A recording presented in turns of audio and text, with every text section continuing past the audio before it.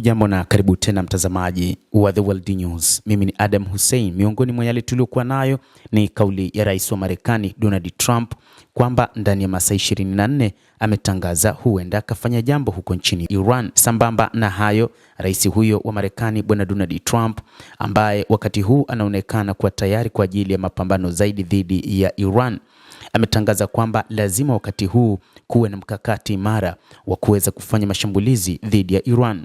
Inadaiwa kwamba rais huyo wa Marekani kupitia majeshi yake wanaendelea na kufanya operesheni ya uchunguzi wa namna ya kufanya shambulizi nchini Iran, kutokana na kile alichokisema rais wa Marekani kwa waandamanaji kwamba endapo serikali ya Ayatollah Al-Khamenei, serikali ya mapinduzi ya Kiislamu ya Iran, itaendeleza mauaji, basi ataungana nao.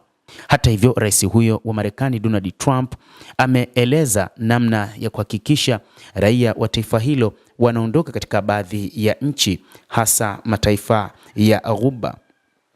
Lakini moja kati ya jambo ambalo amelifanya wakati huu rais huyo wa Marekani ni kuhakikisha kwamba amewaondoa baadhi ya makamanda wake katika baadhi ya kambi kubwa, ikiwa ni pamoja na ile ya Qatar ya Al Udeid pamoja na baadhi ya wafanyakazi wengine.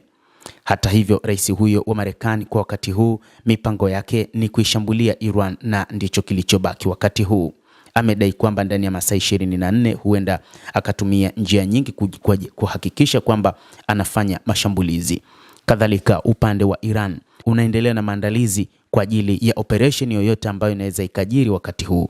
Baadhi ya taarifa zinaelezwa kwamba baadhi ya makombora kutoka katika maeneo ya chini ya ardhi yametolewa kwa ajili ya kuanza kwa vita kati ya Marekani pamoja na Iran, ambayo pia huenda ikijumuisha Israel. Mamlaka nchini Iran imeweka wazi kusema kwamba ikiwa serikali ya Marekani itaanzisha shambulizi ndani ya Iran, basi Iran itajibu kwa kushambulia maeneo yote ambayo yana ngome za kijeshi katika eneo la Mashariki ya Kati, ngome za kijeshi za Marekani, lakini pia haitosahau kushambulia Tel Aviv kwa namna moja ama nyingine.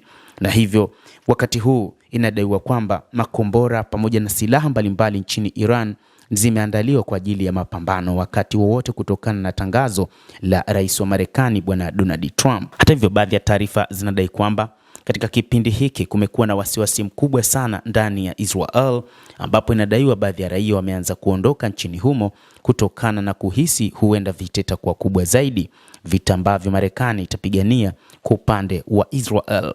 Mataifa ya Ghuba hasa ya Kiarabu inadaiwa pia kwamba yamekataa kuiruhusu Marekani kutumia angalau kwa ajili ya vita dhidi ya Iran. Lakini kumbukwe, Marekani ina uwezo wa kufanya vita hivyo hata kupitia ardhi yake, kama ilivyorusha makombora katika kipindi cha vita vya siku 12, ambapo makombora ya Buster kupitia ndege za B-2 yalirushwa kutokea nchini Marekani, ambayo yalikuja kushambulia katika maeneo ya nyuklia ya Iran. Basi mtazamaji, hadi wakati huu tunafuatilia ni nini ambacho kitajiri kupitia hapa The World News. Tutakufahamisha ni nini ambacho Marekani inaendelea kufanya au inafanya dhidi ya Iran, na nini ambacho Iran itafanya ikiwa shambulizi hilo litaanzishwa. Lakini kwa ufupi ni kwamba Iran ipo tayari kujibu, lakini pia Marekani kupitia rais wake Donald Trump ameweka wazi kusema kwamba ndani ya masaa 24 huenda akafanya shambulizi ndani ya Iran. Endelea kutufuatilia, lakini usisahau kulike, usisahau kucomment, kadhalika kusubscribe channel hii ili upate habari hizi kwa mapana hapa The World News. Naitwa Adam Hussein.